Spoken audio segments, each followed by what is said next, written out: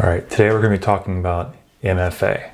What are some of the things we're going to cover? We're going to cover what is MFA, MFA versus 2FA, why you need MFA, and how you get started with MFA. So let's start. What is MFA? Multi-factor authentication. Read the shirt. MFA, all the things. So what does that really mean? Well, it typically means several different things, right? One of them is going to be something you know. A quiz word, a pet's name, a second form of key question you might get where you fill in, hey, what was the first rock concert you attended to? Okay, these are examples of something you would know. Secondly, is something you have, right? It could be a token, it can be a phone, it could be a specific type of a device, a hard type of key. These are really something that you're physically going to have in your possession that can be used for that second factor of authentication. Thirdly, something you are. Fingerprint, eye scan, handprint. These are all examples of something that's potentially and should be, unique to you as a human, as an individual. And then lastly, someplace you are, right? It could be geographic location, it could be sitting by a certain IP, a callback at a certain telephone number. So what are some good examples of MFA, right? I think the most common one is your soft phone application running on your current phone. I think we've all seen these examples where you enter your credentials and you get prompted, hey, are you logging into this location? Accept, deny. We've all seen them from Okta, Microsoft, RSA, Duo. There's tons of them out there. RSA tokens, YubiKeys, these are rather great examples of more of a hard token, something you carry with you, something you can log in with. Another example is really your credit card plus your PIN number, right? It's something you have plus something you know. So those equal those two things that give you that kind of second form factor of multi-factor authentication. Now let's talk a little bit about MFA versus 2FA. What do those two things really mean? Well, one, MFA is multi-factor and 2FA is really two-factor. Oftentimes these kind of terminologies get mixed together, but they're really two separate things. So 2FA is really a subset of MFA, right? Because you can have multiple, meaning more than two. So in some cases you can have 3 and or 4 factors depending on the type of system or the type of solution you're logging into. But most common that we see is that MFA/2FA as 1 plus 2 factor authentication. There's also a thing called adaptive MFA, right?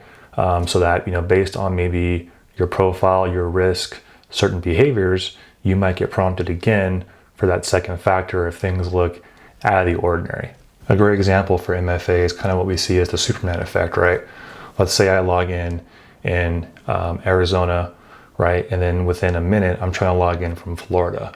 Well, it'd be pretty much impossible for me to be in two places at once, that short distance. So the systems would detect, hey, something doesn't look right here. Let me go ahead and query you for that second factor again to make sure this is really you logging in. And these are great examples of how adaptive MFA and more advanced MFA technologies can really help kind of secure your applications. So why do you need MFA? Well, passwords suck. That's why. Simple as that, right? People often go for easy. They go for repeatable. They take kind of common things that they might see. They might reuse the password. They might change a character. They might change the date. But if you kind of know a person's patterns, it's very easy to social engineer and sometimes kind of password hash and guess what these things might be like, right? So, having that second factor, adds that extra layer of complexity and security to applications, whether they're business and or personal applications. They can greatly reduce your business risk, greatly reduce your personal risk. A lot of breaches that we see in the industry really would be more so help prevented by using multi-factor authentication. So it should be something that's a very kind of core key topic as part of your security architecture. And nowadays it's pretty easy to roll out in some regards. So there's no reason, not to be doing it or thinking about it, in today's age. So how do you get started with MFA, right? Well, first off, you want to understand all the applications you have in your business, right? Again, think back to that inventory. Is it an internal app? Is it a modern app? Is it a cloud-based app? Is it a SaaS app? Definitely start with your high-risk apps, right? Anything that permits access to the VPN, email, SaaS data, financial data. Almost any kind of modern application can be very easily engaged and turned on with MFA. The enrollment process is generally pretty easy with these modern platforms, hooking into your high-risk apps and things like that. So it makes it easy on your users to go through and enroll.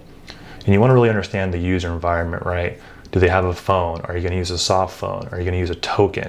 Are you going to provide a phone? What's that kind of level of access need? What if someone loses a token? What's the cost involved? Licensing, right? These are all things to keep in mind, but generally speaking, for the most part, people are kind of willing to, go with the soft phone application route, generally painless. The other thing I want to mention is, you can use SMS, but don't. SMS is kind of generally being seen as less secure. It's prone to SIM swapping and things of that nature. So, if you have to use it in a pinch, you can, but, generally a hard token and or application on your phone is going to be a really good starting point to get going with MFA. And don't forget, MFA isn't just something you turn on and walk away. It's really part of a larger identity management journey, but this should be a really good first start for you to kind of get going in that realm. And then lastly, it's 2021, just get started nowadays. There's no reason not to. Like I said, most places have MFA kind of platforms in place. And it's just a matter of getting the users enrolled, used to it. Turning it on isn't nearly as complex as it used to be. So just get started. That's the best thing you can do. Thank you.